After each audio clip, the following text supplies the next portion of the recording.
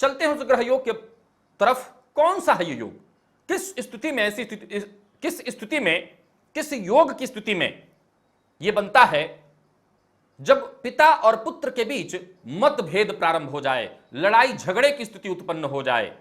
जन्म कुंडली में षष्ठम भाव का स्वामी और लग्न का स्वामी यानी षष्ठेश और लग्नेश, ये दोनों के दोनों जाकर के युति बनाकर भाग्य भाव में बैठ जाएं। पुनः षष्ठम भाव का स्वामी लग्नेश के साथ जाकर के भाग्य भाव में बैठ जाए तो जातक के पिता के साथ संबंधों को यह खराब करने वाला होता है। पिता के सुखों का विचार कुंडली के नवम भाव से, या यूं कहें कि कुछ जगहों पर पिता का विचार भी नवम भाव से। अब देखें तो लग्न है आप, यानी आपका व्यक्तित्व, और षष्ठम भाव है लड़ाई झगड़े का घर।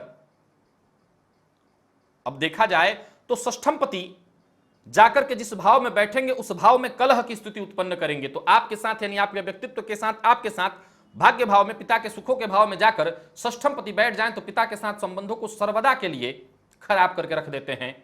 हालांकि ये स्थिति अगर उत्पन्न हो तो भी ये चाहिए, अगर आपकी कुंडली में है तो पिता का सम्मान करिए, क्योंकि पिता का सम्मान नहीं हुआ तो सूर्य खराब हो जाएगा।